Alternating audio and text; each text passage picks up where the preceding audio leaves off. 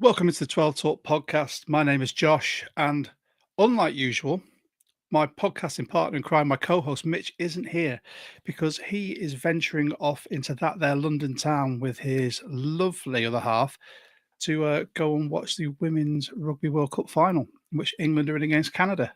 So we've drafted in some help, as you can probably see above me, and if you've seen any of our social media, we've got Dom Ainley, who is a Seahawks fan who hosts In The Endzone UK. He's going to be joining me on the podcast as my co-host today. We're going to be talking all about the Cardinals game, that twitchy bum win. We're going to have our highlights. We're going to have our winners and losers. And I think Dom and I will both have something to say about one of the losers, because anyone who's watched this pod will know who mine will be. But we'll bring you in as soon as this intro is finished.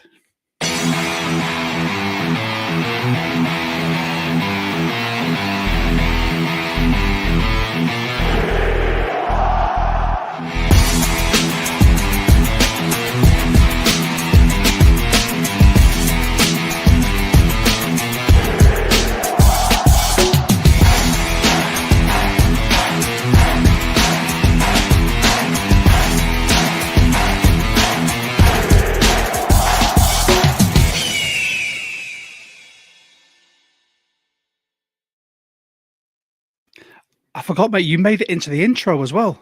I know, I saw my own You're in the face. new I was intro. like, there we go. Well, Dom, welcome back. You've been on before, and I couldn't think of a better person to have on to co-host this with me in Mitch's stead. How are you doing, dude? I'm very well, thank you, Josh, and thanks for having me. I know I was supposed to be on the post-Saints pod, and things got a bit mixed up, but do you know what? I'm actually happier that I'm on for the divisional rivalry pod of the Cardinals. It's a good one that I want to talk about, so no, thank you for having me on.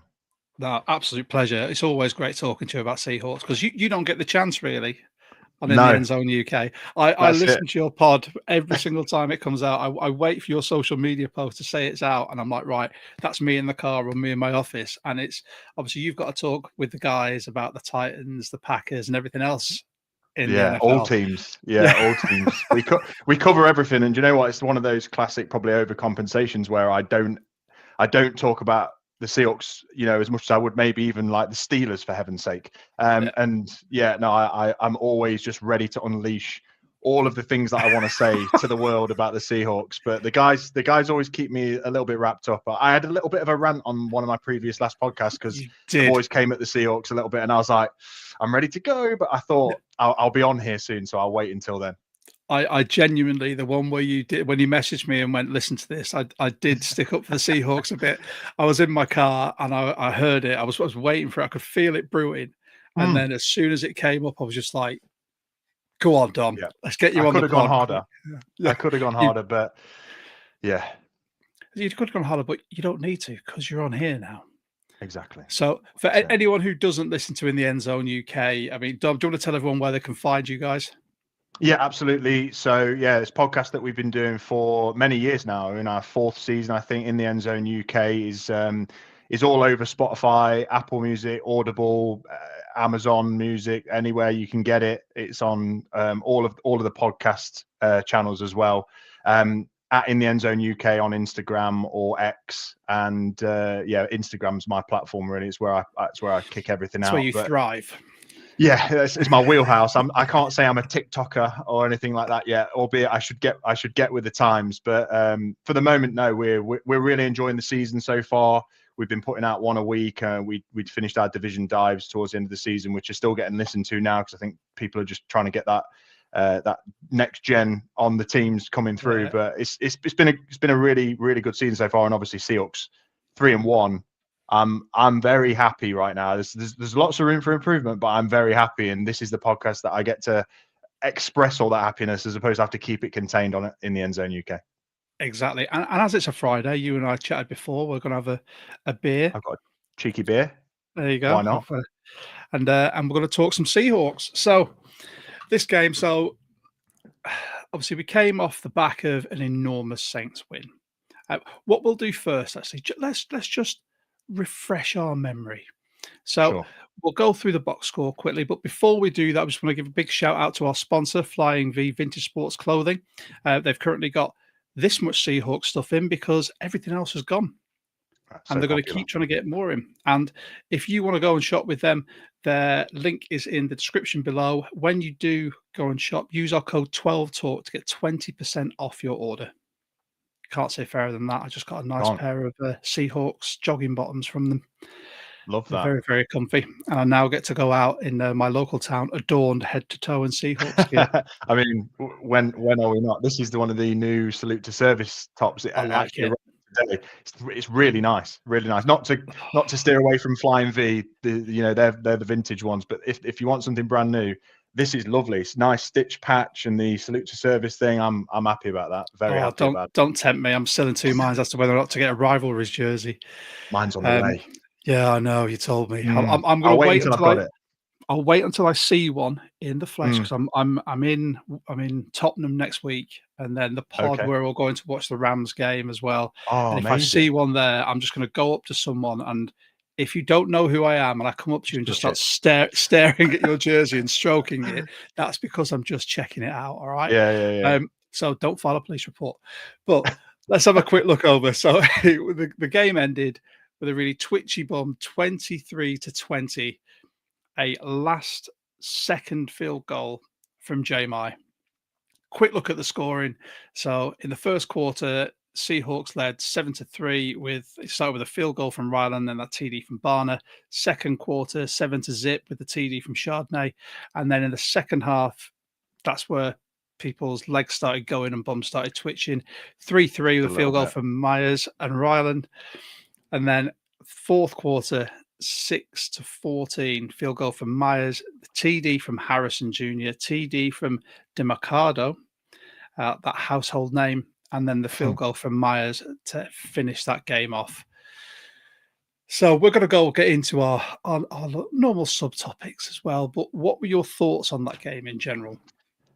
Oh man, when you break it down like that and you're looking at sort of like the scoring between the quarters and stuff. I mean, I got up and watched this, guys. I'm one of those crazy boys that gets up in the middle of the night to watch the Seahawks. But I got up and was zombieing my way through life. But whilst watching it, they really brought me up. But when you look at that breakdown of the scoring, like we controlled that game, but watching it live, we didn't. Like it didn't ever feel like we totally had like a stranglehold on it, albeit in principle we did up until like some really, really poor errors towards the end of the fourth quarter. But I think, overall it was squeaky bum time, as you said. It shouldn't have been. We were the dominant team. We were the better team by far. When you watch the game narrative, it just felt like we were semi in control, but just couldn't find that final nail in the extra coffin. Gear. That's Well, we did find it. Actually, we did find it. Sorry, we did find it when Charbonnet ran the touchdown in, and it got pulled back for a holding call, and maybe we'll get to that a bit later on. But that wound me up because that was the nail that we needed, and it was brought back. And I echoed JSN's comments to the referee. No matter how much of a stern dad look the referee wants to give JSN. Amazing. Yeah, I mean, that was a touchdown and that would have buried the game. So the Cardinals were very, very fortunate. And we'll talk about how fortunate a bit later, but they were very fortunate to be in any kind of position to make this close. Yeah, 100%. I just want to say a massive thank you to everyone who's joining us and leaving their comments. Please carry on. Jonas, thanks for joining us. Josh, what you do with your beer? It's clearly a hold. Very good. So I'm not playing the Buffalo rule. I'm drinking right-handed tonight. I genuinely because I didn't stay up to watch the game last night because I had a massive day at work today, but I watched it today. And as much as I think in that first half we snubbed out any chance of the Cardinals looking like an effective offensive team, there just seemed to be something missing. I wanted more. I think the BS call for JSN's holding. I think that was, I don't know if that did something to us sort of mentally, because we had a lot of it with the Saints where there were just like pity flags being thrown. And I wasn't sure if that was if that's going to be a narrative for the season where we start looking so dominant, especially on defense. Yeah, there were pity flags. There was, I mean, I'm not saying that some of the flags weren't appropriate, you know, the PIs and whatnot, but they were pity flags, and equally there was like almost pity situations within the game, and we created some of those ourselves by maybe just being a bit too nonchalant. But yeah, there was so much of that, Josh, that it did feel like that there was an air of just sort of poor Cardinals, and you can never be like that in the NFL, and neither should the referees be. No. Because no game's ever over, as we saw. You know, like I went from I was in bed watching it at whatever time it was, and I was like, yeah, we've got this one wrapped up, albeit it's not been a total, you know, easy street. But and then all of a sudden the tide sort of semi-turned, and I was like, don't make my heart do this at this time in the morning.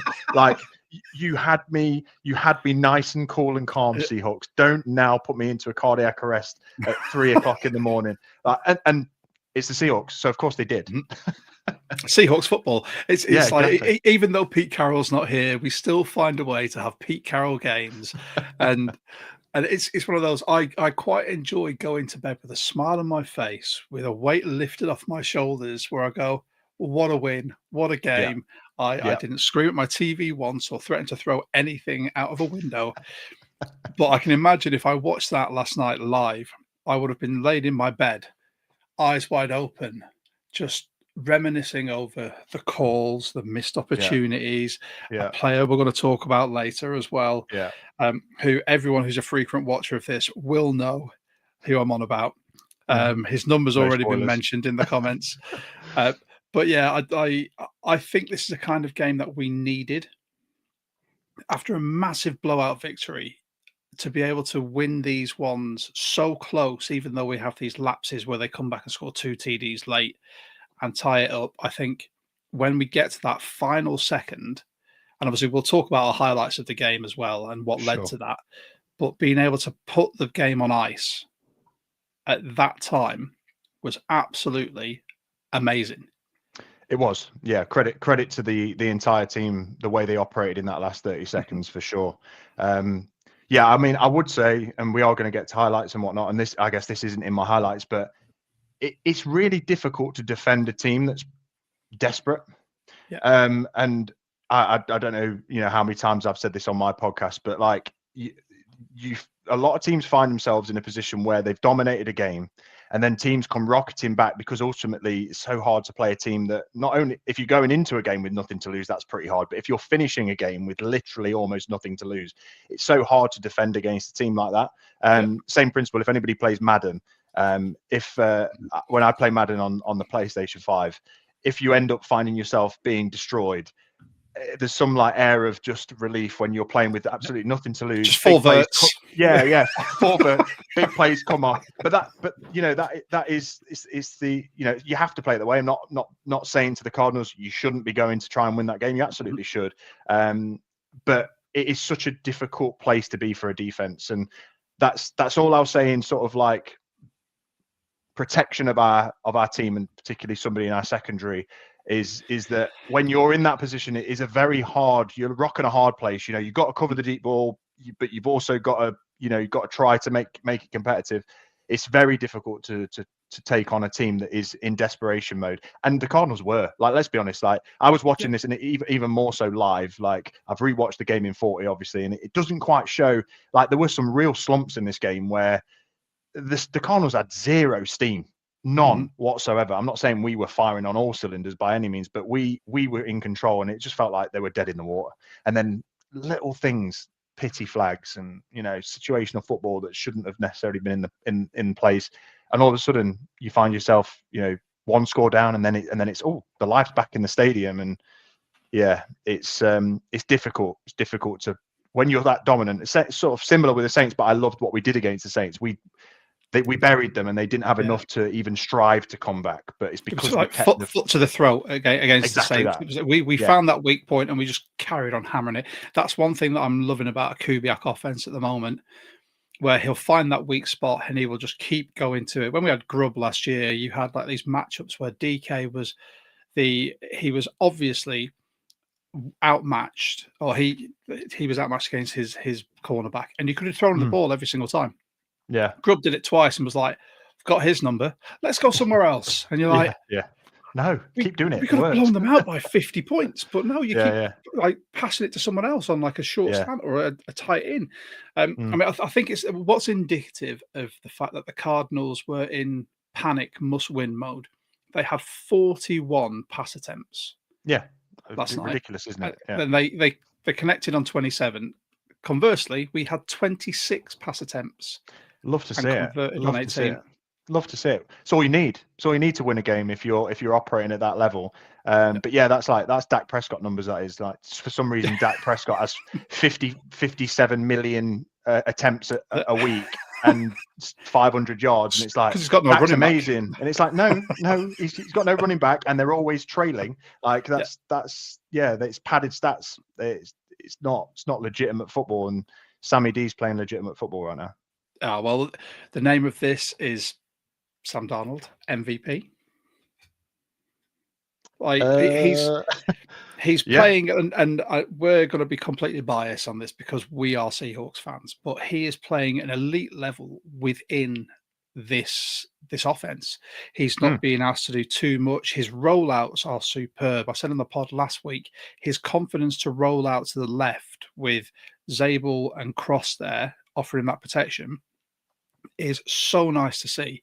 And then obviously you had the rollout yesterday to the right where he found Arroyo when we were in our 10. Yeah. And for him to have that confidence, Being he has covered some nice by escapes. Josh Sweat.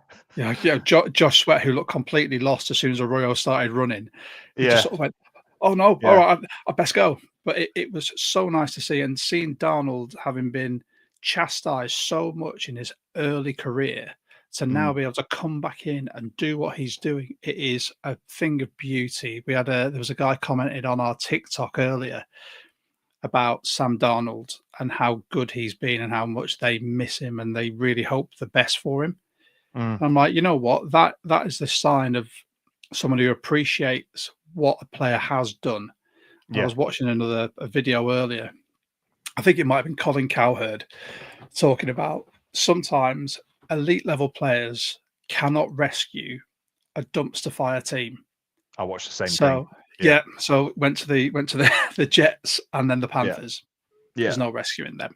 No. Backed up at the 49ers, went to Minnesota. He got his shot because McCarthy got injured and he excelled. He showed what he can do in a good scheme with good players and a good organization. Now he's come here and he's got the exact same, if not more.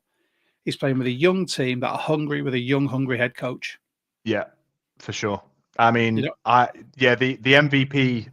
MVP stuff gets me sweating because I'm like, I don't dare whisper those words into the ether at the moment because it was tongue in cheek. It's tongue in cheek. I just don't even dare do it tongue in cheek because I just think as soon as that leaves my mouth, that's out there, and then things can unravel and everyone can point the finger at me. I don't want that. But that's fine. I think it's me instead.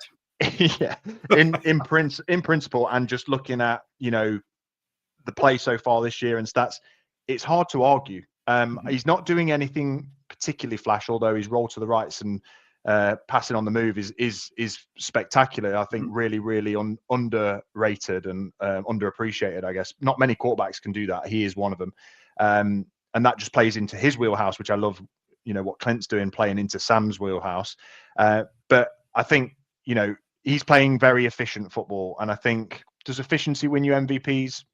We'll have to see, but he's definitely operating to the level that I want. Let's not go too far into it because you've got him down as one of your winners, and I realise we've just gone on that tangent, so we'll wait for that. Okay. Instead, shall we go to our highlights? As you are, let's do that. Well, technically not a guest because you're a returning guest and you are a co-host tonight, but let's go with yours first. Give me your highlights. So give us your top two. Okay, my first one is the touchdown pass that he threw to AJ Barner, just to sort of kick the scoring off. Now, if nothing else, the highlight is because it was such a pretty pass. Yeah. It was such as a receiver, that's the exact pass you want to receive. As a quarterback, the rollout, the timing, he just waited for him to find the edge of his route, and the defense were lost. He had plenty of space, don't get me wrong. It wasn't a particularly contested catch, but it's because it was a dot just up and down.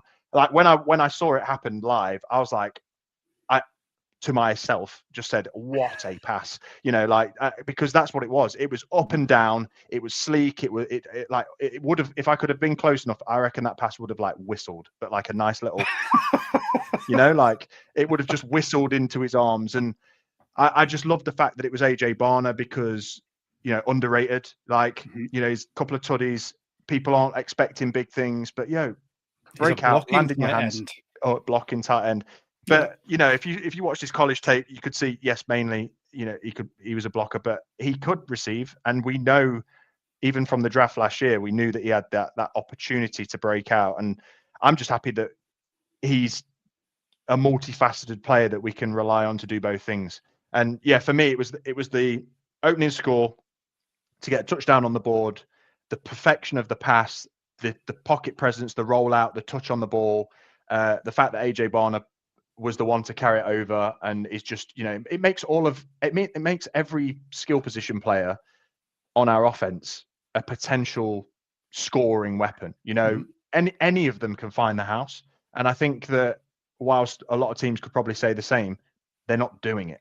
And we're doing it. JSN can find the house. He can find the house. Arroyo looks like he might be able to very, very soon. It's Torrey Horton, obviously. Like, we've got seemingly so many options. So that was my highlight, Josh. I was so happy that we opened up, because of what happened first, the stop on fourth down, that wasn't pretty. Wasn't a particular fan of, what we did there. But getting the first touchdown was a big win for us, big start to that game. Yeah, 100%. And we have to give AJ Barner his full title on this pod. It's Mitch's boy, AJ Barner, because he called that as a draft pick.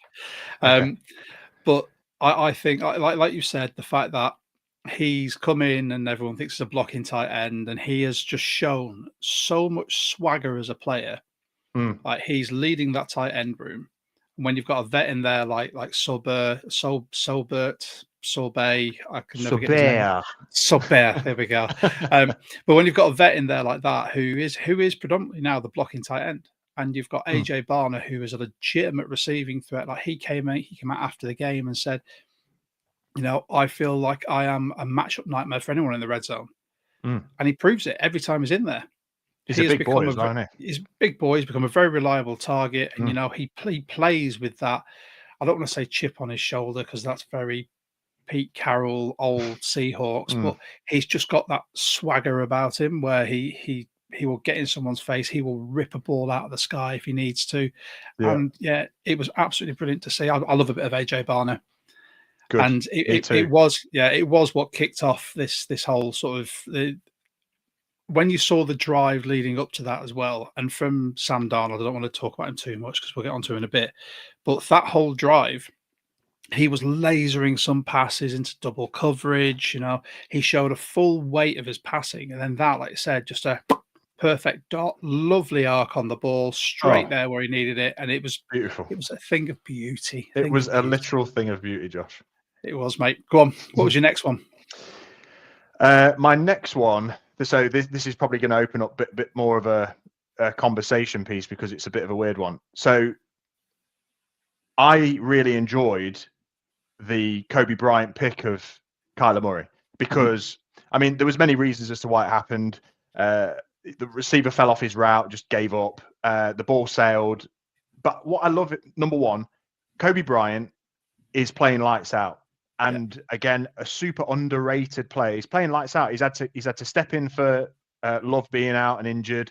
Witherspoon, not necessarily want to talk about him too much on this podcast today, but generally speaking, he's an elite talent. He was out, and Kobe Bryant stepped up against the Saints. He was the hammer. He was the coverage guy. He was everything that we needed to be. And then we step into this game, and he gets probably the easiest pick of his life. So I'm not going to say like it was an amazing elite play. He just finds a way to be where he needs to be.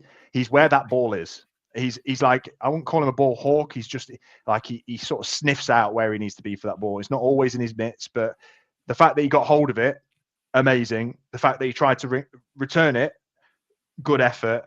The fact that one of our own players ran into him and dislodged the ball, and then the turnover became a turnover, wrecked me. So that one, I watched that on replay multiple times. So people have chastised Tyrese Knight for it, but Tyrese Knight was coming back in for sort of blocking purposes. But it was the Cardinals center whose name I wrote down because it's an odd one. Vorholt. Sounds German. Vorholt, yeah, actually pushed Tyrese Knight. Okay, so behind. Good play. So do you know what? If Tyrese Knight had actually had his wits about him and seen him coming, would have been fine. But it was the fact Vorholt came in, pushed Tyrese Knight, who then landed into Kobe, which then dislodged it, caused the fumble. And there was a lot of people saying, "Oh, his knee was down," but he wasn't down by contact. Yeah, exactly. It was contact from his own player. None of the Cardinals players touched him, so ball was live. Yeah. But Kobe Bryant, I think, and I've said this for a long time, when we drafted him as a cornerback, he was never made to be an elite cornerback in the league because he hasn't got that first step quickness to keep up with elite wide receivers. However, moving into safety gives him a bit more time to diagnose what's going on. It then allows him to make plays like this because he still thinks like a cornerback of how can I get in front of this route? Yeah. And he makes these interceptions because that's what 2 interceptions against Kyler Murray in 2 years. Yeah. Isn't it? He loves playing Kyler. He's found a way. He does, and that's because Kyler loves to sling it. And he's easy to read, is Kyler. Yeah. Generally speaking, I think from somebody who's never played a moment of actual football, but I feel like I can read Kyler Murray's eyes most of the time. It's I think for Kobe, he's also not shy of making a tackle either, and that's a big thing. He loves to lay the boom. Yeah, he does. He does like to drop the hammer whenever possible. He's not the biggest of guys, but yeah, I just think that there's a learning in there that Mike Mack needs to really quickly enforce. A turnover is one of the most important things in football. Don't try and house it. We're not all Tory Horton. We can't all, find our way to the house from 90 yards out. As soon as you see any kind of cluster of people, just go down. Like I get the attempt, and I get that it's tempting to try and get that tuddy, but I would always err on the side of caution when you've intercepted. I don't mean immediately hit the ground like a wimp. Yeah, but as soon as you see people converging on, you just go, I'll take this. You're not on offense for a reason. Let's keep that ball. Let's keep that ball tight. Let's get 2 hands on it. Let's clutch it to the chest. Let's make sure it doesn't get dislodged. And he didn't do any of that. So I mean, I'm looking at it as a positive because I felt like that unnerved the Cardinals. That whole thing, they were like, "Whoof, we got away with one." But obviously we picked him off again, and we demolished them on defense. Like we made Kyler Murray's night, generally speaking, a nightmare, and it was amazing to watch. But yeah, Kobe Bryant needs to get his flowers, and as do most of the secondary. The back end secondary, I completely agree. But what you just said leads me perfectly, and a comment from Jonas, into one of my highlights. Okay. So Jonas, EJ and Kobe both had an interception at Glendale, just like the game there last year. Wow. Deja vu. It is. And that brings me to my highlight, which was one of my highlights, which was the EJ interception. So it was pure heads-up play, keeping his eye on the ball. There was the tackle from Drake Thomas, who I thought had an outstanding game. Really good game, yeah. Who I'll be talking about later. And it was tackle from him that dislodged the ball that you then saw Ernest Jones just capitalize on. As soon as that ball was free, he took it straight into his breadbasket. Yet there was no one was taking that ball away from him. And I thought that was such a fantastic heads-up play from this defense. It just shows the wherewithal just to keep your wits about you every time the ball's near you, not just let a play die there and then. EJ came across after seeing that tackle, and then the ball popped up, and other linebackers may have just gone, right, I'm going to go in and help with the assist. But he saw that ball pop up and just took it in both hands, and it was a fantastic play. I love seeing that. Ernest Jones, I don't think it can be overstated enough that he has been the main transformative effect on this defense. Yeah, I wouldn't disagree at all. Before he got here last season, you saw what Mike Mack wanted to do. He didn't necessarily have all the pressures right, But then when EJ came in and was able to marshal the middle of that field and that secondary with love, everything changed. It did, yeah. And it's exactly the same this year. We've just Yeah. carried on. It And was the it's inheritance of some chess pieces that didn't suit the mold, wasn't it? The Bakers and the Dodsons that were just not fit for purpose. And then we got somebody who can actually, like you say, command the middle of that field. And EJ is, I mean, we keep saying it, and I think this is going to be a narrative until people learn otherwise, but underrated. You know, he's another linebacker that is massively underrated. I used to hate playing him against, you know, when he was at the Rams, because you he just always did something. He's always there. He's always there. And when you just said the wherewithal or the awareness, there was two other players I think converging on that ball when it kind of came out of Marvin Harrison Jr.'s hands, man. Poor boy. I didn't feel for him for a second in the game. I wanted him to drop every pass that he touched, but I felt especially for him as a I did want him to drop that.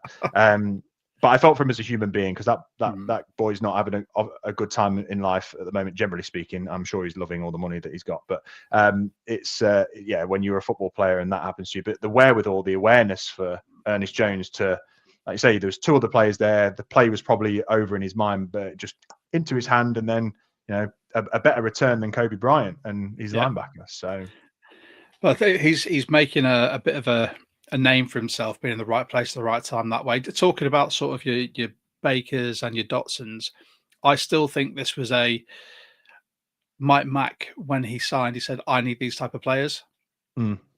And that's when John Schneider went out and just got the best he could. When Mike Mack came in, started coaching, actually went, I need those type of players, but not those players. Not those players. So they went. And I love that. Ruthless, wasn't it? He was just like, they don't work, get out. And I was like, love that. Yeah, that's it. Less than half a season, you're gone. Yeah. Although with saying that, I think Dodson's having an all right season at Miami at the moment. He's doing okay, but he's not doing the things that Ernest Jones is doing. It's very, very rare that linebackers are at the moment. Yeah. So that was my highlight number one. Love that. Great highlight number two. I've gone to the offense. So you've had an offensive one and a defensive one. I am going for JSN's catch down the left sideline, where he fought to take that ball out of bounds for the Myers field goal. Honestly, that was such smart. Smart heads up play, where he knew exactly where he was catching that ball and where he needed to get to. And even though he had a player draped over him, he was determined to get to the sideline. That, in my opinion, was the play that won us the game. Agreed. And what a play, what intelligence, what football IQ, what ability to be able to execute it. And I think that's JSN all over, though. I think that is literally JSN. He's not the fastest, he's not the biggest, he's not the quickest. I mean, he might run some of the slickest routes. I will give him that credit, because he runs some slick ass routes. But that's just him. He's just an operator, and I think that will do him such a service to last so long in this league. He doesn't need to be as quick. He doesn't need to, he doesn't need those physical elements to dominate. He just dominates with his mind. And I saw him do that at Ohio State. Like he was just that guy. Was it the Rose Bowl game with like 5 TDs? Was it the Rose Bowl? Yeah, it was. Yeah. It was. That and he had was like 300 yards or something ridiculous. And it's all slick route running. This is where everyone who says you need that out and out X receiver as a field stretcher, you don't. You look at Cooper Kupp won the Triple Crown, not from torching people, from slick route running, from being just a great receiver and a reliable set of hands for his quarterback. That is what JSN is turning into. Yeah. Agreed. Albeit possibly with a little bit more speed than Cooper Kupp. But now he gets to learn from Cooper Kupp. Yeah. If JSN had like one more gear, he would be unstoppable. But we don't need him to have one more gear. We've got Torrey Horton. He's got the gears. He's got the wheels. But that was a great play, Josh. And like you say, without that, and without the reach for the out of bounds and the closeness to the touch line, we probably, I don't say we don't win that game, but we probably don't win it with a field goal. not at all. And talking about Torrey Horton, I'll give some honourable mentions here. It's a double-edged sword. It's a low light because he dropped it because he was in double coverage. The what could have been a touchdown for him. Yeah, yeah. But a highlight in the fact that he got himself downfield in a fantastic position, and he was double covered. Yeah. So he's been double covered already, and we're 4 games into the season of his rookie campaign. Yeah. Now, and he nearly came down with it. Yeah, he was so close. Yeah. But when you look at that, and we were talking about the receiving threats in Barner, you've got JSN who's going to start, getting that type of coverage. Horton as well, when he's on the field, is getting that coverage. You've got the running backs that we've got, and obviously we'll talk about them in a bit. But then it's going to start opening things up for people like Cooper Kupp, Elijah Arroyo. Yeah. So Sobert might actually get some more ball as well.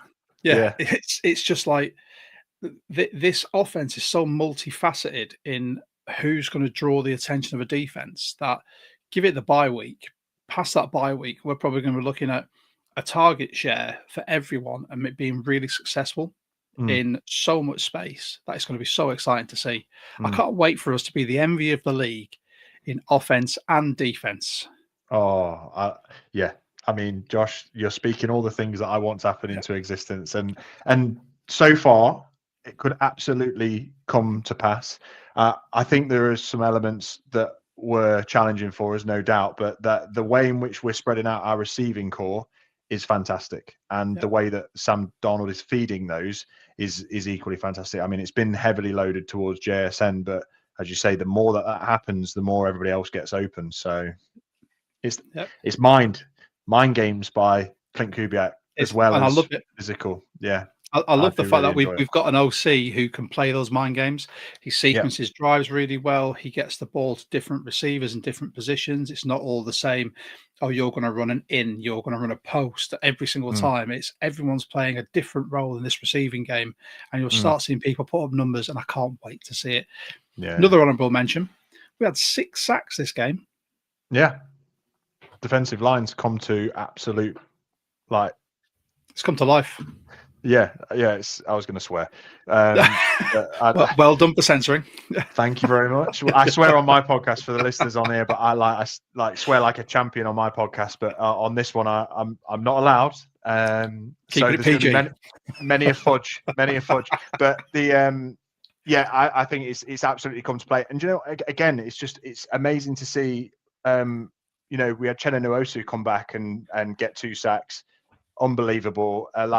It's just, we are all consuming at the moment for offensive lines and for quarterbacks. And I know we've not played the best offensive lines over the last couple of weeks, but Kyler Murray is a difficult QB to sack. There is no two ways about that. Like like a little toddler running around the middle of the field most of the time, but he is a hard man to sack, and we got to him. And he looks ridiculous in that helmet. I can't. Every time he came on the screen, it just looked like someone's child wearing like their dad's NFL helmet.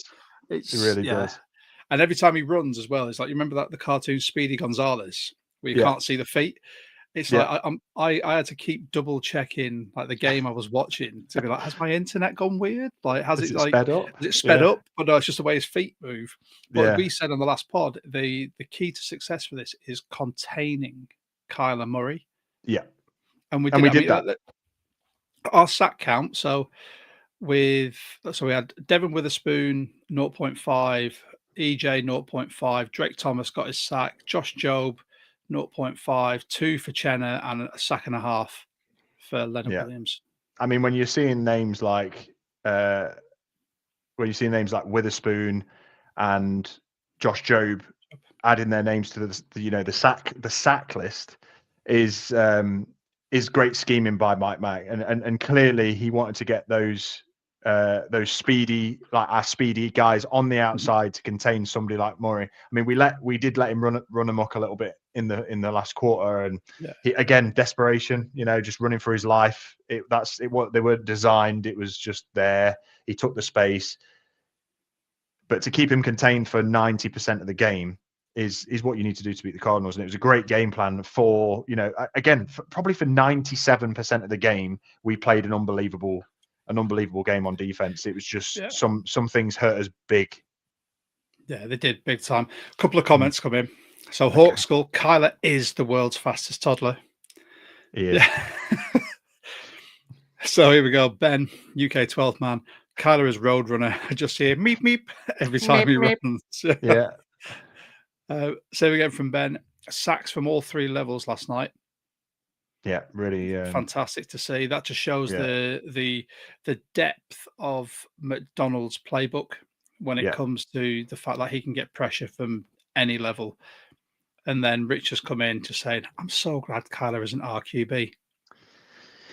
Yeah, Kyler's a weird one, isn't he? I mean, I think he could maybe thrive somewhere. I just think he's a bit small, and I don't think his focus is on football. I know that sounds weird, but he just doesn't seem locked. Yeah, he just doesn't seem locked in. Just doesn't seem like that's what he wants to do. Like even when they were like coming back last night, I never saw like whether it's just him trying to be like cool, calm, collected, but I never see any passion from Kyler. The only time I ever see anything from him is like a whingy, unhappy face. Like, oh. Do you know, it strikes me like one of those, like he was drafted first overall. He thought, I'm going to change this franchise.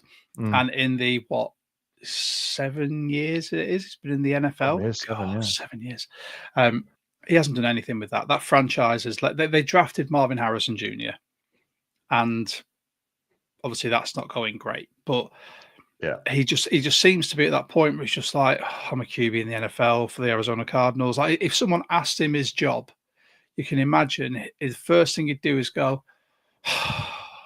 big sigh, I'm a QB for the Arizona Cardinals. And they'd be like, oh, I'm so sorry. That sounds great. Yeah. Nah, I'd rather be at home playing COD. I get paid for that. Here we go, Hawk Skull. Kyler only plays for the Cardinals because the Lollipop Guild don't have a franchise. Right. Bless him. So bless him. Let's get on to, we've spoken a lot about Kyler there. Let's get on to this is my favorite segment. I love this because it always creates debate. And anyone in the comments, by all means, let us know your thoughts on this. Winners and losers. So let's go one for one. You do one, I'll do one. So, Dom, give me your first. Winner. I'm gonna go Zach Charbonnet as my first winner. And it's because I was so tempted to make K9 a loser. And I know that sounds harsh. And I love K9. I got a jersey. I was on the last podcast, I was wearing a Kenneth Walker jersey. But there's something wrong with him this season. And it's not necessarily him, but the issues that we had in this game were because we could not get that ball moving on first and sometimes second down when we were just trying to eat the clock, but whilst being semi-aggressive and gaining yards. I don't know what is wrong with Kenneth Walker because he looks like he's built like an absolute brick S-house, and he looks like he should be able to run through everything, but he can't run through wet tissue. Honestly. You're taking everything I'm about to say about my loser. Okay, sorry. Talk about Charbonnet, quick. Okay. On the flip side, because of that, Charbonnet really shows his worth in the offense for the Seahawks. If he gets like hit at the line, or if he enters contact, he bulldozes it, or he at least tries to. The fourth down, it was 4th and 2. We went for it. It was a poor play call. He got swallowed and couldn't break a tackle. It was bad blocking. Let's face it. Yeah, bad blocking. But the thing is, you're going to get bad blocking sometimes. You also need a running back that can deal with a bad block and still run through someone's face. And Charbonnet is way more that kind of running back than K9 is. And I would say that Charbonnet is just somebody who is really valuable to us. And I think that the more as time goes on, like last season, it felt like he was becoming way more of like that 50-50 back. It was less of a 80-20, 70-30, more of a 50-50. And I was kind of like, I'm a big K9 fan. So I was like, not sure we need this, but we do. And that is the truth, like the fact that he's getting the goal line snaps, the fact that he's running through people, the fact that he's, should have had 2 touchdowns on the day. big win for Charbonnet, and I think that he's just more every week he's establishing more and more that he can carry the load. Generally speaking, whether we need him to, want him to, or whether it's the right decision, Charbonnet could be the guy that really carries the load. I think he makes less mistakes. Yeah, 100%. And you've always listened to this podcast enough. I'm a massive Charbonnet fan, and I think he falls forward. Everything he does is forward. Even if he gets tackled behind the line, he falls. He doesn't fall backwards. He just goes forward. Or he will be that brick wall who will just stay there. He'll be like, right, I've lost a yard. I'm not losing any more. That'll be it. Or he'll be like, I've been tackled to lose a yard, but I'm going to fall at least to get us back to 2 and 10. Yeah. Or 10 and 2. And he's just like, he is, for me, you've got the Detroit Lions who've got that Gibbs-Montgomery tandem, the Sonic and Knuckles, which is basically what we should have when it starts working properly. With K9 and Charbonnet. We've got like a Make-A-Wish version compared to the Lions. And I'm not taking that away from our team because I love it, but when you look at Gibbs and Montgomery, that is like the creme de la creme of running back duos that you want, isn't it? Whereas, like you say, we do have like a B- of that, unfortunately. As much as I want to get behind them, I think equally our run blocking needs to step up a gear on first down. Like we're not aggressive enough. You need to run through people, put them on pancake them. Like you need to be making holes. Need to be. Yeah. It needs to be more of a and this is where, and I'll talk about Ken later. This is where he's deficient in his game. Where, like I said, he is rocked up. That guy went into the off season, and I don't know what he's been eating or sleeping in, but he looks huge. However, ask him to run through. Yeah, all right, mate. Yes, not me. But like you ask him to run through an A or B gap, and he just can't seem to make those hard yards. He just he don't know whether it's a mentality thing or what. But Charbonnet is that back. If you go, put your head down, run through that gap. I need you to make yourself as skinny as possible to get through that 6-inch gap between your center and your guard. He'll go, all right, I'll make it work. Yeah. And he does every time. Yeah, and that's the final. Yeah, that's the final thing I'll say about Charbonnet as well. I feel like he does as he's told, and that sounds really, really bad. Like I don't mean like a child. No, but yeah, I think he just does. This is what you're supposed to do. Go and do it. Whereas I feel like in other areas, it's more of a I don't like that. I'll try something else, and that's hesitation will get you killed in the NFL. Yeah, or it will lose you yards, as we'll talk about after. Lose yards. Yeah. My first winner, and we've already mentioned him in the show, is Mr. Uchenna Nwosu. He's back. That man, he's 5 tackles, 2 sacks, and 2 TFLs. The first sacks from an edge rusher on the Seahawks this season. Yeah. Okay. All of our sacks have come from the interior or from people running from the secondary or the linebackers blitzing. It's the first sacks, and I think he was fantastic. He really showed what he can do. There was one of his sacks I absolutely loved because he was coming off sort of on the edge, and he had the left guard and the left tackle who were double teaming him because he'd been given problems. They stepped out thinking we'll just take him wide and give Carter a bit more space or give him that lane to run through. As soon as Chenna saw them step to the left, he took his own step to the left, just stepped inside them both and just zeroed in, completely unguarded, ran straight in at Kyler. And I was like, that is what we've been missing. Yeah. That's what I've been wanting. Rush. Yeah. That's what I've been wanting from Derek Hall, from Boye Mafe, because we've been causing pressure. We've been creating pressure on quarterbacks, but we've not been able to finish it with a sack. And that's the type of thing that having a vet like Chenna now coming back into the fore can start teaching these guys rather than, don't try and engage too early or for too long. If they're going to give you that space to step and go. And that's absolutely that for me. As soon as I saw that play, I just was like, oh God, he's back. Yeah, and I'm I mean, so like, happy about it. yeah, that was exactly right. I'm watching. I remember that because they turned the camera, didn't they, to the angle Yeah, where you could see him coming this way, and he just almost like hovered slightly to the right. It's like yeah, I mean, the gold standard of that is Myles Garrett, isn't it? Where he puts his foot in the floor and basically bounces about 3 yards left and just yeah. evaporates the man on the Yeah. outside. It's like it doesn't need to touch him. He's just gone. So Nwosu showed a little bit of that sort of, again, smarts meets Mhm. strength. You don't need to try and get hands on your man; just go around him. And Yeah. if you've got the athleticism to do so, it's amazing. It's amazing to have somebody like Nwosu just in the line. You know, like, because we've got so many now, and because Mhm. we've got such talent in there. Again, underrated is just the constant. Like, even when I talk to the guys on In The Endzone UK pod, like that, Dave messaged me saying, this morning, once he'd watched the game, he was like, "Your boys' defense is massively underrated." And even though it's getting a lot of credit now, it's just Mhm. like Williams, Lawrence now, Tank's doing. He's making his presence felt, even if he's not coming up on the stat sheet. Nwosu getting into the mix with 2 sacks. Byron Murphy becoming one of the top DTs in the league at the moment. Yeah. Anyway, he had a quiet game here, but you're kind of in that position. The way he plays the game, you're going to have a quiet game against Murray Mhm. just because of his speed. So it's just amazing to see that we've got that breadth of versatility on the line. I think it can cause trouble for everyone.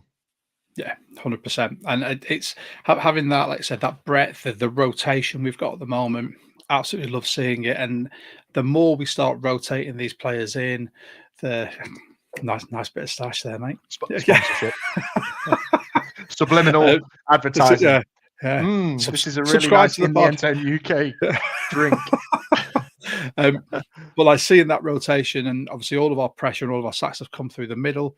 It's going to get to a point, and I said this last week, where people really start concentrating on the middle of our interior D line, and that's where it's all going to start coming from the edges. Exactly. And then what do you do? Exactly. And then you've got to focus on, is there a safety blitz coming? Is there a cornerback blitz? Mm-hmm. Where's it all going to come from? And Yeah. it's when it all starts coming together properly. And I think Sherm said on, I think it was his show, or it was on the Amazon Prime, the NFL Prime show. He Yeah. said when Emanwari gets back, Mike Mack has catered so many looks towards him that we're going to see some exotic, fantastical things coming forward. And Honestly. if this is how we're playing without him, and you think that might be what quarter of that defensive playbook that's just currently sitting, Yeah. on Dormant. injured, Yeah. dormant. Yeah. When he comes back, I can't wait to see what happens. Yeah. I mean, yeah, for sure. Talking just a quick one, because I did want to talk about Emanwari. Not that he obviously has played yet, apart from like a single play in the first game. But that I was going to ask you the question actually before I say how I feel in relation to Emanwari, because our defense is playing so well at the moment. Kobe's obviously playing amazing. Josh Jobe, we're doing great things. How do you feel about Emanwari coming back into the fold, having missed now 4 games? Like, are you chomping at the bit to just get him in and get him reps? Or are you thinking, ease him in? Because at the start of the season, I was like, throw him in. Let's see what he's got. Who knows how this defense is going to operate? Year 2, he's going to need to be very technical with his mind to get on with his Mike Mack defense. And I was like, just get him in.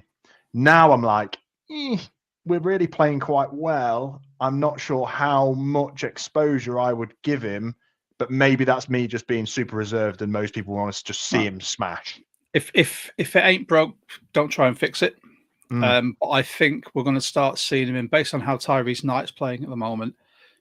I think we'll see him coming in some will linebacker packages, maybe in the sub linebacker, trying to slot him in where we can, having some 3 safety looks in there where Yeah. he will end up sliding up and down the field from the secondary into the middle of that field. Mm. So I think it'll be one of those where Mike Mack will start gradually putting him in with the defense playing as it is. Don't fiddle with it too much. Yeah. But we'll start seeing some of these exotic looks where he comes in, get him some game time, but he won't be in there for like 75% of defensive snaps.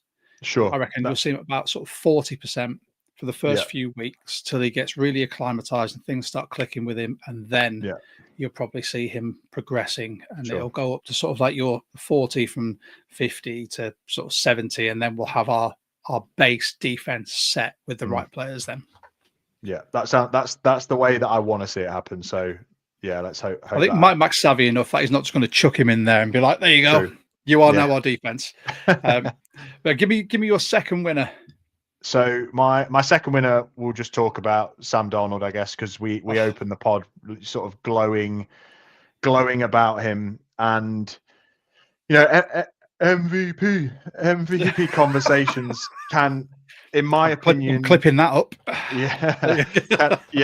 Can sort of continue, just continue them quietly in the background for me for now. 4 games in, I all I want to see is progression.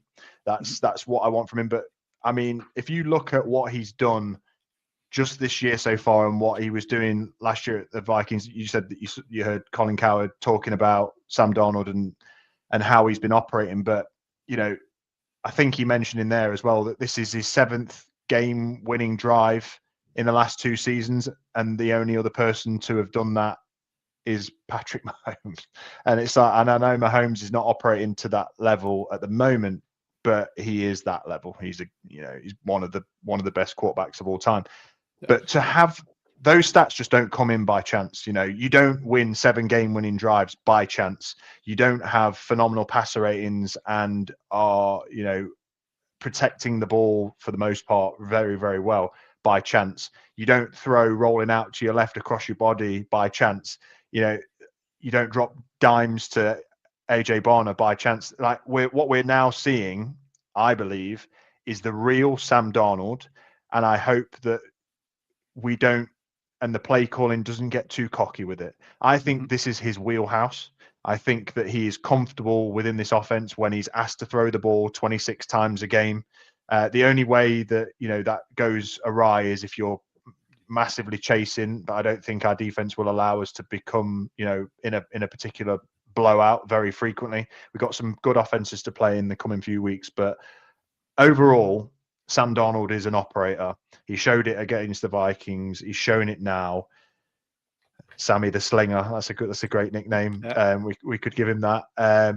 But yeah, I'm just very happy and seeing what's happening with Geno at the moment. Geno's having a reasonable time, but when you throw him for 242 yards in this game, QB rating of 111, 1 touchdown, no interceptions, he's just being efficient, and that's what you need in this offense, just efficiency. Don't be flash. That is all you need. You don't need someone who's going to throw for 400 yards and 3 touchdowns, because in a scheme defensively and offensively like this, the defense is there just to snuff out the opponent's offense, and then you just let your offense, and we said this at the start of the season, control the clock, short and intermediate routes, be efficient, and then just march it down the field and get your 1-2 touchdowns a game. As long as your defense is doing their job, you are fine. And then you've got a kicker, which we'll talk about in a minute. So have you seen Darnold's stats for the year so far? No, give them to me. I mean, I will have done, but I've definitely forgot. 4 games played, 905 yards thrown, 5 passing downs, 2 interceptions, a completion percentage of 70%. He's got an offensive quarterback rating of 106.5. He's got 38 rushing yards, no rushing touchdowns, obviously, and he's only been sacked 6 times. I put this on social media earlier. The fact that he's only been sacked 6 times is a huge credit to him and his pocket presence, being able to roll out and escape like the pressure coming in his face, which we saw again in this game. He's getting a few over the last few weeks, hasn't he? And also our O-line, trying to keep him as clean as possible. Yeah. I need to put Bradford in my losers column, because I saw him and Sundell get swum past by Calais Campbell for 1 sack. And I just thought, oh God, it's happening again. Bradford's on the downward slope. But then the rest of the game, brilliant. He has that two-handed absolute pancake on Wilson, the linebacker. Yeah. Well, Wilson just ran at him and Bradford just went, nope. And pushed him back onto his butt and then just for good measure, he was like, "Oh, I'm going to fall on you as well." And that for me encapsulates how well this O-line's playing, and that's Yeah. keeping Darnold upright, and it's making him play these fantastic games. I love that as a winner. Yeah, it's great. Yeah, pass protection. Pass protection has been a real strong suit of this O line so far this year.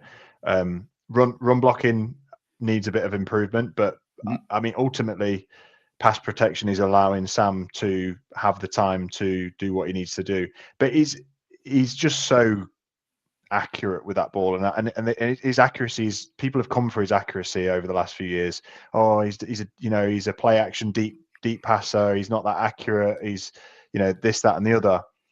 I mean, man, it's proof is in the tape. Like that, Proving he him is wrong now, accurate. isn't he? Yeah, he is accurate when he's throwing to receivers that can run well-timed, crisp routes like JSN. He showed it last year with Justin Jefferson, which is different gravy ultimately with Jefferson, but it just shows you he can put that ball where it needs to be. It just just needs to be schemed right. He's been in the wrong schemes, being asked to do far too much for the Jets and the Panthers, and now he's in a scheme that just plays complementary football for the most part. Yeah. Well, you by mentioning JSN, you've led me on to one of my winners very nicely. Mm-hmm. JSN is in the winner column. Last week, I put him very tongue-in-cheek in the loser column for not being able to get 6 yards I know. to get I heard a that. ton. Yeah. But That's more on the week, coaching. They should have thrown him in. Just give him I one know. more catch. Yeah, one more catch, that would have been it. But this week, his stats, and I had to double check this: 3 carries for 11 yards, so an average of 3.7 yards per carry, which is better than Zach Charbonnet, who only had 3.3.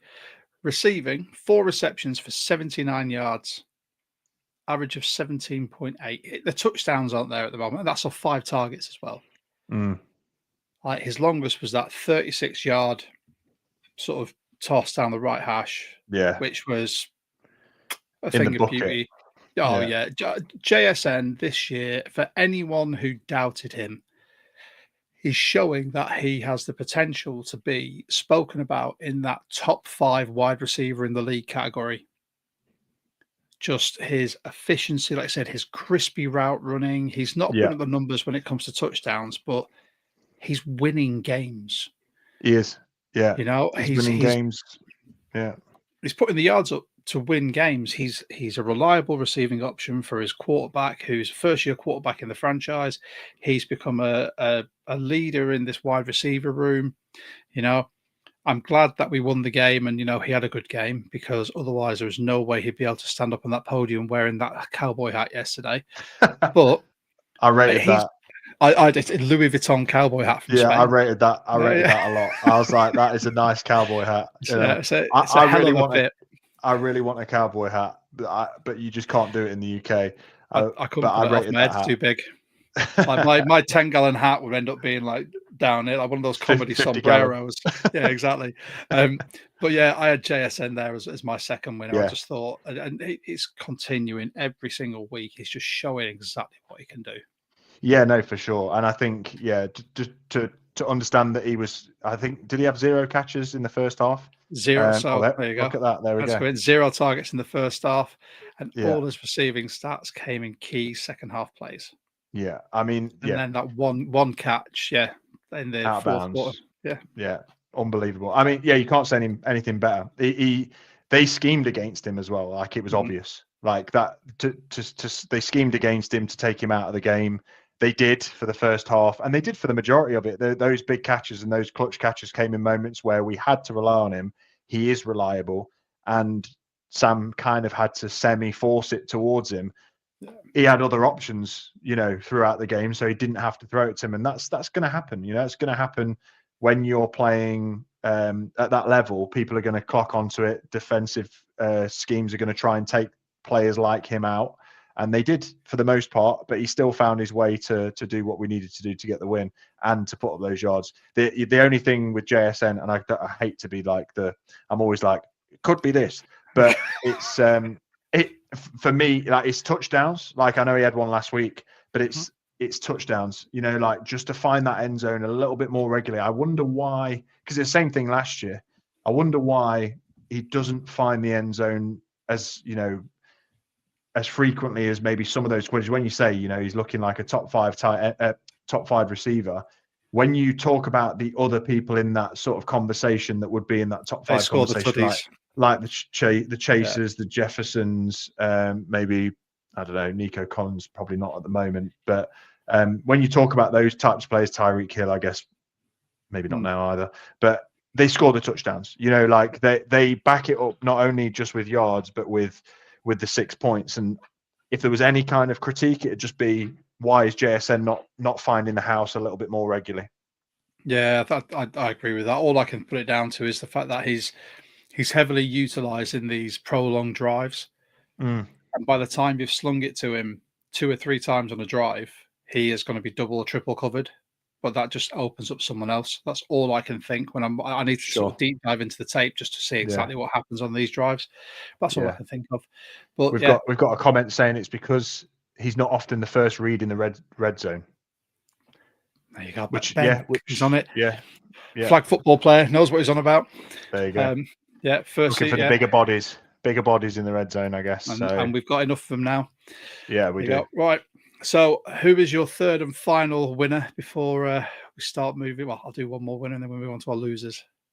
Jason Myers could have very quickly become a loser, but I'm saying that for a kicker to miss a field goal like he did, which made things a lot more difficult for the team, and then trot out with seconds to go and nail a, what was it, a 54 or 52? Yeah, something like that. 54, 52. Over 50 plus anyway. Nail a 50-plus yarder after inhaling all of those salts that he was doing. I thought they were banned. So they are banned by the league. This is the weird rule. They're banned by the league if they're provided by the league. If you bring them from home, good to go. Oh, cool. So can you believe that? Yeah, that's enough. No, you can't buy your Class A drugs on site. Your team can't buy them for you. But if you want to go to a gym and speak to Billy Bob, who's lifting massive weights, who'll supply them for you. Yeah, and tuck them inside your uniform for the moments that matter the most. You're allowed to use them, yeah. Well, I mean, crack on. I mean, we've seen Baker Mayfield put in, like, what they call Zyn pouches and stuff in. Like, if you're going to supply them yourself, you earn enough money, go for it. And it worked. So that's the main thing. I kind of want one before a podcast one day and see what happens. My eyes would be rattling. I've never done You've never done smelling salts? Oh, they're awful. My mate used to do them before rugby. And I remember once he was like, have some of this. And he had it in, he didn't have like the little things. He had like a big old pot of it. Yeah. And he'd literally open it, sniff it, and be like, good to go. And he'd have like crackhead energy. Yeah. And I made the mistake of sitting next to him in a locker room one day, and it was like, what is that? It was like, smelling salts, mate. I'm like, you don't look right. He'd be like, have a whiff of that. And I opened it. I was like, I think I've got small eyes anyway, but I think they went to like normal size. And I was just ready to go. So I don't know what that would have done for J-My yesterday. His leg must have felt like a rocket. Yeah. I mean, whatever happened, whatever it did to him, I'm really glad it did, and more than that, smelling salts aside, it's just to have that resolve of coming back. He must have been feeling the pressure having missed one, and then to know that the game, all of these emotions, obviously having played competitive sports myself for 10, 12 years and playing rugby, like all of those, it's not quite the same because you don't necessarily get that situational.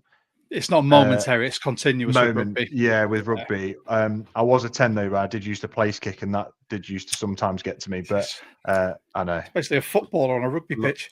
Luxury. Yeah. I did the normal. I started at 14 and worked in 13, 12, 10, but I finished at 10.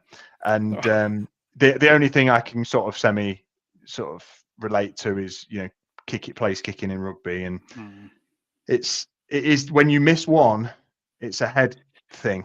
And when it comes down to final kick of the game, you're in a position, and this is the thing that I'd been in myself as well, just nowhere near the pressure.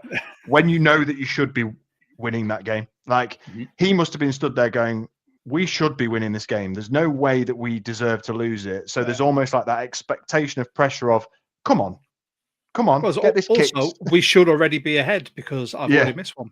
yeah. So there's that. And so it's like, come on, make this kick. And he stepped up.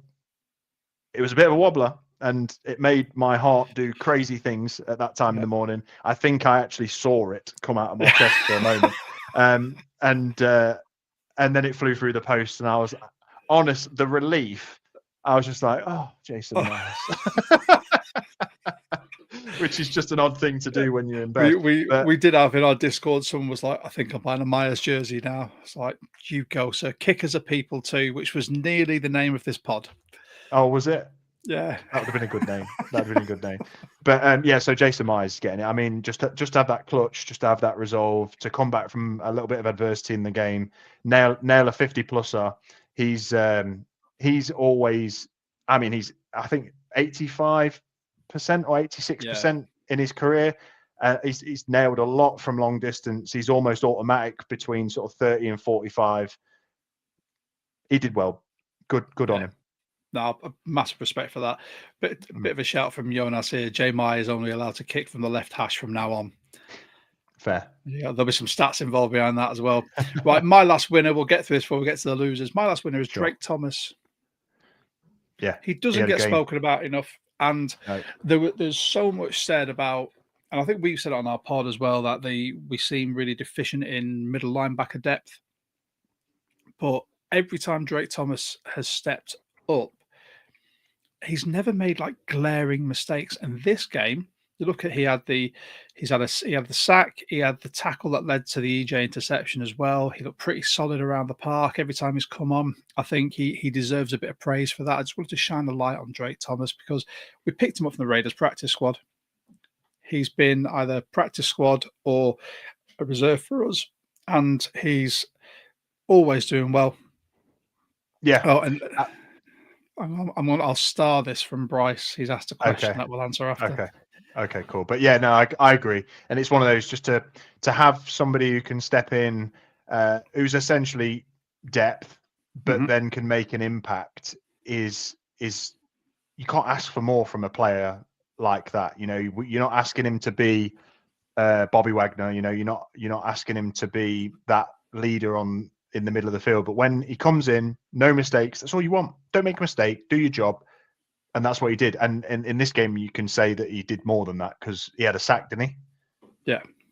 Yeah. So, adding that to the mix, a tackle for a loss, a sack, 5 total tackles. So, and he had a pass defended as well.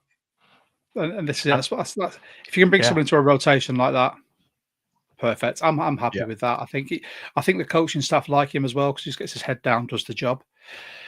Now, we've spoken about winners a lot, and I really want to get to losers. Okay. Because I've seen your loser. You have. And this will generate some conversation. Uh-oh. Because I can guarantee, before I even mention this, any of our regular viewers that are watching will know by the smile on my face who you are going to talk about. Yep. And do you want to go? Should I say his name? Dare I? I mean, I've listened to you for a while as well, Josh, and I know that this is right up your street. And it's not normally mine. And I'm not saying that I'm a huge fan. Is it Reek Woolen? It absolutely is Reek Woolen.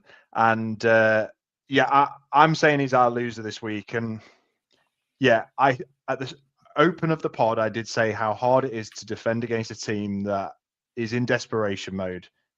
However, do your job. Do your job. And that's where I find Reek Woolen consistently falls down. He just doesn't do his job. He's got all the intangibles. He's got the physical elements. He's long. He's rangy. He is so incredibly quick. He seems like he's the type of player that wants to improve. And I quite like listening to him when he talks about stuff. He seems like a fairly well put together young gentleman, but he makes these absolute wallop plays on very frequently. And for as good as he is, he's as bad as he is. and I can't get around that. And when you're looking at the start of this season, there was some people saying pay Reek, you know, like he's going to need paying soon, and it's like he's going to need to know his worth, and his worth is not a top tier corner in this league. If we could retain him for medium money, we absolutely should. I don't think we should let him necessarily walk. You know, the system is a hard system to get used to. It's his second year in it. I think we'd be doing ourselves a disservice to not try and keep hold of him. But these mistakes have just got to stop, man. Like he needs to be far less handsy. He doesn't need to be. When you're that rangy, he's got arms like Mr. Tickle. Like if his arm, if his arms are twice the length of mine, which they look, he doesn't need to get hands on. You'll be able to find that ball or play the hands when you need to. It's like fundamentals of a corner. I think he gets scared, and it's like you don't need to be scared. You're faster than most people on the pitch, if not everybody. You're rangier than they are. Just stick with your man, be sticky, and just and if that pass is made, if it's completed on you, so be it. Okay, like if you're there, sticky coverage, and he makes an amazing catch, which has also happened to him. Fair, you know, you sort of go, fair enough. He was there, should have maybe made a play on the ball. But when you're like those two PIs that he had on the him, DPI stuff, awful. It's unforgivable, Josh. It's unforgivable. And I was fuming. Obviously, at that point, I'm like, can I please go to sleep yet? And it's like, no, Dom, you are going to have to wait a few more agonizing minutes whilst Reek Woolen puts his hands all over a wide receiver at 3rd and 14 on a deep shot prayer ball from Kyler Murray, where he literally closes his eyes, winds up, lobs it. Kyler Murray does that far too often for me. Like that's why he's never, in my eyes, going to be anywhere near a top tier quarterback. But those prayer balls are hard to cover. But what you don't do is put hands on at that stage of the game, at that down and distance, spot foul at a PI. It's half distance to the goal line. Yeah. It's ridiculous. 2 of them he had this game. He had the face mask as well. Yeah, he did. Yeah, and Paul. Yeah, there's a comment that we'll come to on our Discord member musings in a bit, and I've time-stamped this just so I can answer it accurately.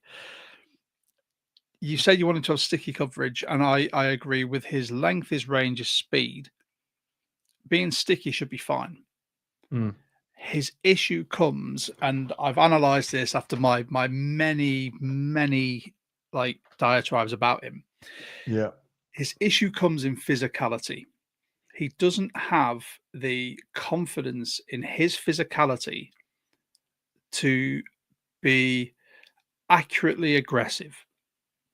So go back to rugby terms. When you tackle someone, it's all controlled aggression and it's pointed aggression. How you tackle someone, how you don't lift them up over the horizontal, spear tackle them, all that stuff, and making sure you hit them right, hit them hard enough.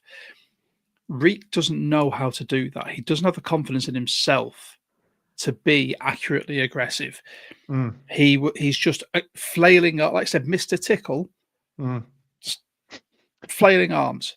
Yeah. And I've called him out multiple times now, and people always stick up for him in every comment on every bit of social media I put out about Reek. But one day people will listen and actually look at tape. I've called him out multiple times for hands to the face mask at the line of scrimmage because he can't sink his hips. DPIs now as well, where there was no need for any of those. No, there really wasn't. He just gets overly aggressive for no reason because he doesn't know where that line is and how to control it. If he took a quarter step off someone and got his hand out where the ball is, he wouldn't have that issue. If he tracked a ball when it was actually coming over his shoulder properly, as opposed to tracking it too early and completely losing a receiver, he'd be efficient. But he doesn't have the baseline of being a solid NFL corner to do that. And it's getting to a point where it's indefensible. Yes. People will just constantly wax lyrical about his rookie season, give him time, look at his measurables. We're in year 4. It's a contract year for him. And he's still not got that down. He's had all that time injured where he should be learning the basics of the position, and he still hasn't learned it. I'll say it again. I'm over it. And just quickly here, like Bryce has Bryce from like the Hawks Eye podcast, 2026 Seahawks secondary: Spoon, Job, Kendrick. So I mean, yeah, Bryce has said exactly what I was about to say, or has alluded to that fact. In times gone past, we've not really had an answer to be able to say, well, who else? You know, that, and that's been sort of Reek's saving grace, is that like, okay, well, who's better? Whereas now you've got Job, Kendrick stepping up, showing that they can do it when our starters have been injured, and playing better football than he's played when he's supposed to be like the number one corner with Witherspoon out and Love. And now you've got to look at it and go, well, actually, would you rather play Job there and have Reek come in, you know, rather infrequently, or Reek backing him up? Would you rather have Kendrick there? I don't quite think so, but either of Give them. Kendrick time in this system. Yeah, you never know. That's it. Yeah, you never know. And that's the thing, is now either one of those now becomes a potential suitor outside of Reek Woolen. And I didn't think I would necessarily say that, because, you know, I think he's a specimen of sorts, albeit a very fast Mr. Tickle, let's say. But I think he is a specimen that with the right control, like you say, controlled aggression, could be incredible, but it's just not there. No, it's not at all. I can't go. We'll be on this pod for another half hour if I carry on going down that rabbit hole. Let's go on to my loser, and then we'll go on to our Discord member musings. My loser is K9, and you alluded to it earlier. Yeah. And I am going to do it now. 19 attempts for 81 yards, could have been 100 yards, and I've written this in capital in my notes. If he stopped running backwards. Yes. Because please stop running backwards. We said it before. He sees what could be a half gap, and rather than going for that half gap and falling forward for a yard, he goes, I'm just going to pull out of there, circumvent it, and try. I'll go back 5 yards and see if I can find the space on the outside. Oh, weirdly enough, these NFL caliber edges see the fact you're doing that, and they meet you in the backfield, and you get a tackle for loss. Yeah. So now, rather than it being 1st and 10, it's 2nd and 15. Yeah. It's so infuriating, because he could be 100-yard back every single game. Absolutely. But he something needs to, like a switch needs to be flicked in his head to say, look, Ken, if a big gain isn't there, take what's available. It's okay. Yeah. He just needs somebody whispering in his ear, doesn't he? Arm around the shoulder, just going, it's all right, Ken. 2 yards is better than -7. Yeah. You know, like that's what he needs. And unfortunately in this game, again, watching it live and in real time, some of those bounces off, spin moves into the backfield, getting blown up, they were super costly mistakes, man. They were errors that really put us on the back foot. We're lucky, and it's wild to say, but we're lucky that Sam Darnold is operating and seems unflappable in situations where he's sort of second and long. But unfortunately, we're asking too much of Sam Darnold, even though he's only passing the ball 26 times, whatever. We are still asking too much of Sam Darnold, and we are, again, fortunate that we've, in the last couple of weeks, played teams that are not particularly top caliber. You know, the Saints, the Cardinals. You don't get away with that against a defense. You know, against a team, you don't get away with it against the Ravens. You don't get away with it against the Bills. You don't get away with it against the Eagles, the Packers. You don't get away with those things. We got away with it. And K9 needs to learn real quick that either going for no yards or 1 yard is far more important than going for -3 because you're trying to make something happen. Because, as you say, if there's a gap there, he flies through it. But it's so infrequent, because we're playing NFL football, that there is an open hole, you know, very, very infrequently. If he's got one, he's one of the best. I genuinely believe if he's got one, he's one of the best backs in the league to hit an open gap, because he's one of the quickest. He's shifty. When he's one-on-one, spinning, rolling, jumping, hurdling, that stuff works. Going to swear again. That stuff really works. But when he's got to break an arm tackle, he just thuds to the ground like he did, like, or runs backwards. And it's like you got to coach that out of him. That's got to happen, and that's why Charbonnet got my winner, because Charbonnet does what he's told. He'll break an arm tackle, or he'll at least try. Yeah, 100%. Couldn't agree more. I mean, we've come to that point in the show, which is one of my favourites as well. I've got a lot of favourites in this show. It's mine, Mitch's show. You know, we like this. I just want to say thanks to everyone for joining. If you are viewing either by X, as I can see some of you are, or by YouTube, if you want to head over to our YouTube, click like, subscribe, hit the notification bell if you can. Really, really helps the show. Like this show, this video as you can, because it helps us reach more 12s. And we're a 12s podcast by 12s, for 12s, with 12s. Our purpose is to get 12s on the pod to talk Seahawks, much like Dom from In The Endzone UK doesn't get to talk Seahawks very often because he has to talk about the rest of the league. But we have guests, as you may know, from all over the world, and we want to keep increasing that as well. The more people we get, the more and more there will be different voices on here. And if you want to hear different voices, you can head into our YouTube, into our Discord as well. The link is in the comments down below, and you can talk to 12s from everywhere. During game day, during the week, we have multiple conversations that are happening at the moment. Big ones talking about the London games. And just a very quick comment from Jonas. If I can send one episode not ranting about Woolen, he'll buy me a beer in London. And he's meeting us for the Rams game. Challenge accepted, Jonas. Right. With that, should we get onto our Discord member musings? Absolutely. So, as some of you who watch us will know, we are the UK Seahawkers official podcast. Very proud to be. You can join the UK Seahawkers for £12 for the year, or £20 for a family of 4 at the same address. If you're outside the UK, it's £5 per membership. For the goodies you'll be posted, you get access to social events, members only contests and prizes. You'll be eligible for game day field passes as well. You get 10% off at the pro shop, and you get your annual goodies, which this year I'm displayed on Mitch's fabulous box here. Is your customary wristband.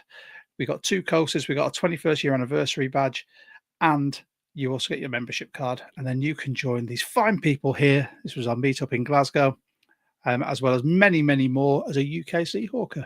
But now, Discord member musings.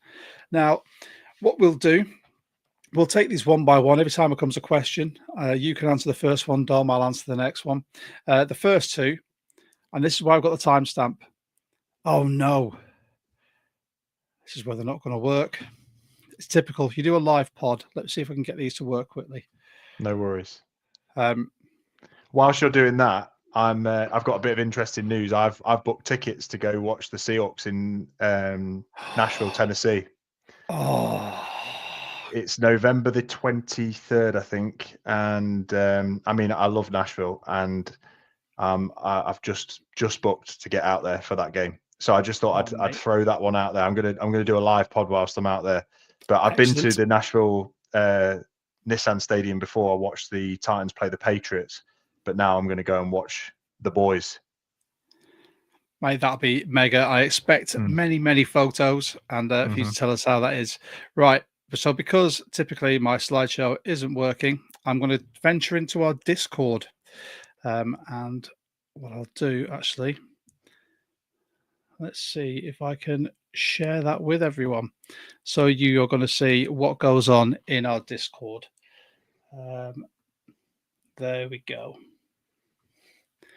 So welcome to the 12 Talk Discord. You may not be able to read this, but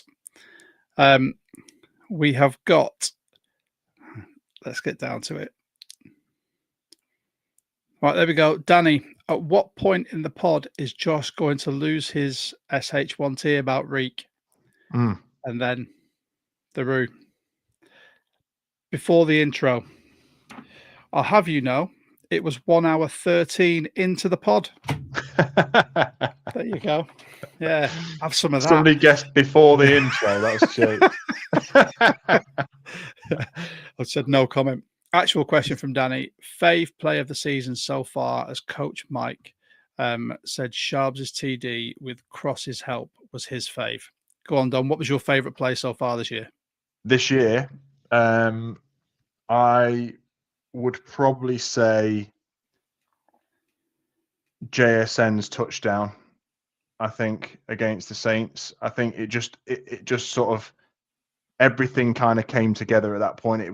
It showed what Sam Darnold can do, the rollout, the throw on the run, the across his body. It was JSN getting his first touchdown after putting up many yards. I think that for me was just like, okay, this is an offense that you need to really be watching out for. And I think, yeah, just that gelling and finding that chemistry was what I really wanted to see.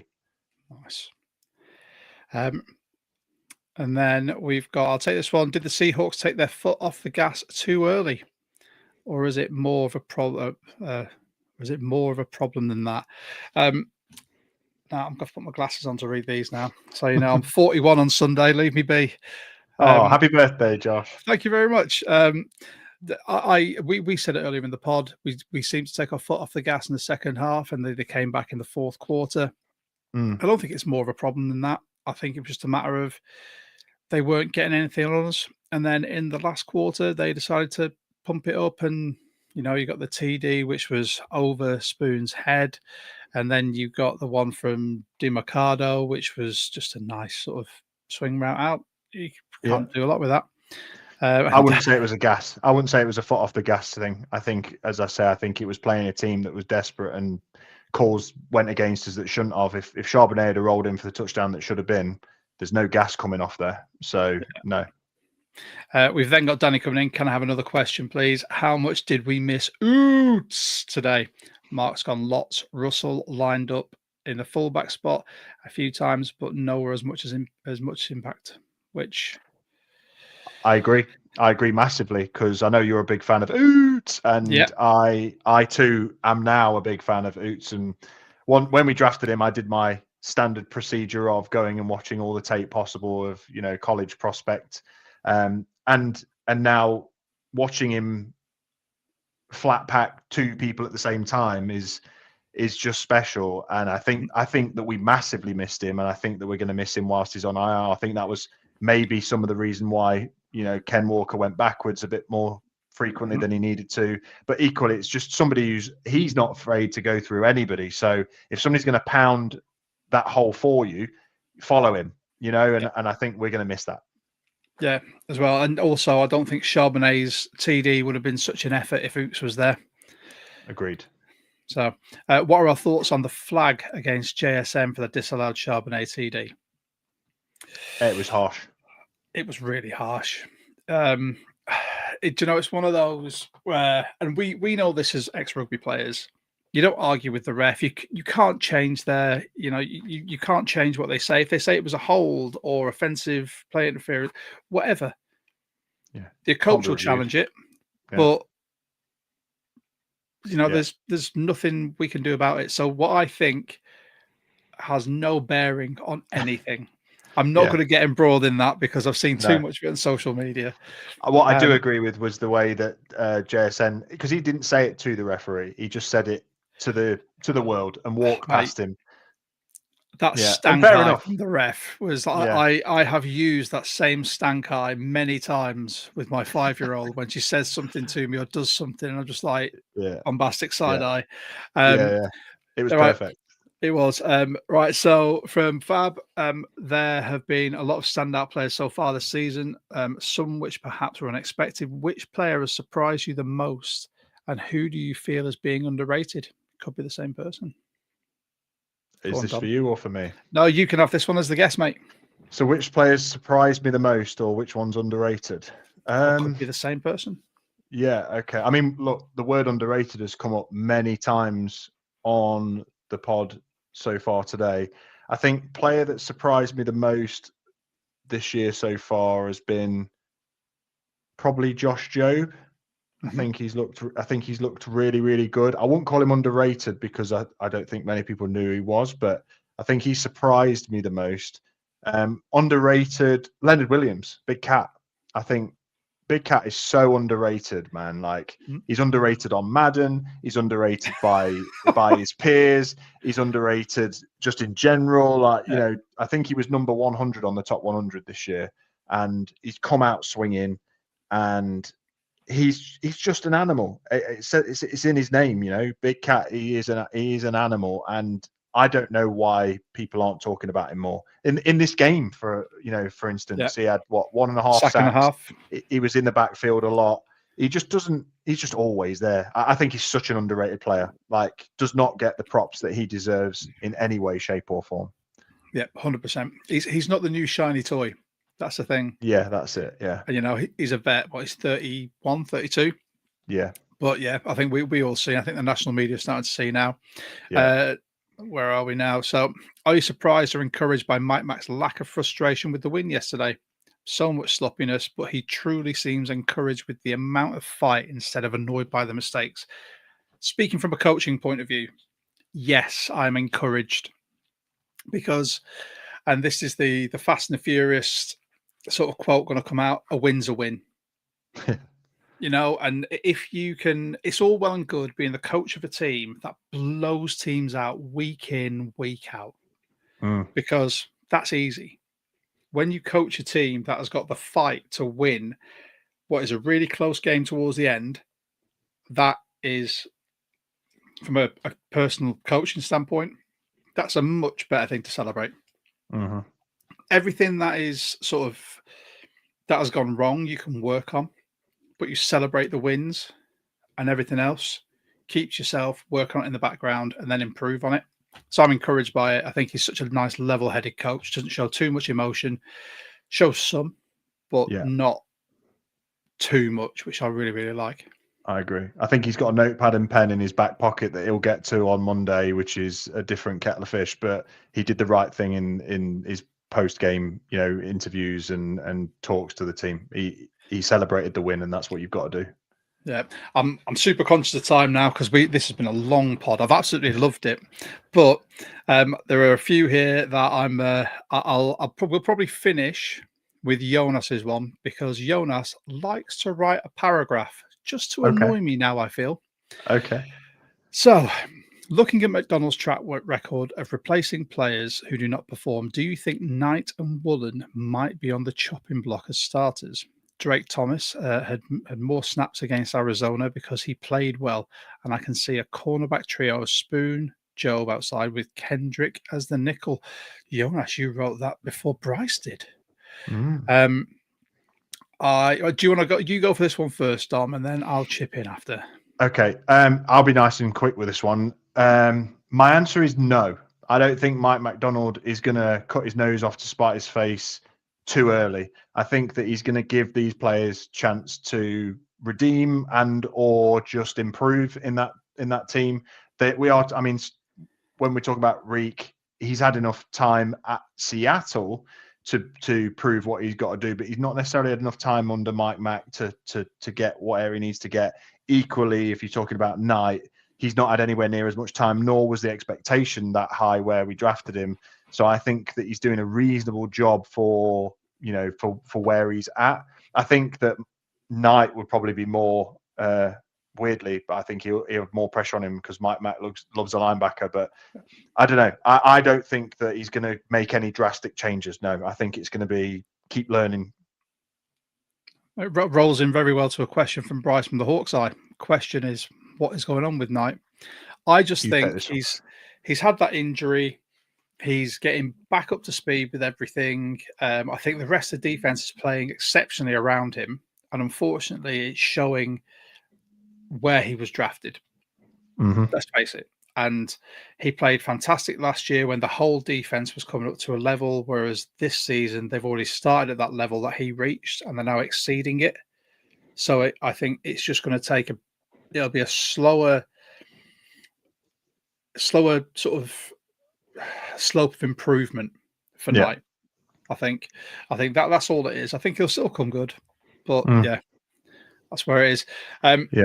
And I'm just going to say very quickly, Ben, I'm not going to scroll down on that Discord channel anymore because there is a meme that I put of me crying because everyone seems to write massive paragraphs because they delight in me having to try and read them because I have to put these huge glasses on every single week. With that, though, I think we've done a bang-up job there. I just want to say a massive thank you, Dom. for stepping in. Being my co-host. You're always welcome back. We're more than happy to always do these crossovers because I love giving you the opportunity to talk Seahawks and just to chat to you. And I love the opportunity to talk Seahawks and talk to somebody who is as passionate about it, even more so maybe than I am, which is a rarity in my world. But no, I've really, really enjoyed being Mitch for the day, albeit my beard is nowhere near as strong and I've not got as good tattoos, but I've enjoyed being the substitute Mitch for today. No, we've loved having you. Before we leave, do you want to tell everyone where they can find you? Yeah, of course. As I said at the start of the podcast, it's at In The Endzone UK on Instagram and X. We're all over Spotify, Apple Podcasts, Amazon Music, Audible, wherever you get your podcasts. Give us a Google search if you need to, but otherwise just find us on Instagram. All of our links are on there. And it's I do talk about Seahawks quite a bit on In The Endzone UK, but we also give a much broader league review, I guess, on a weekly basis, and that's what we're doing at the moment.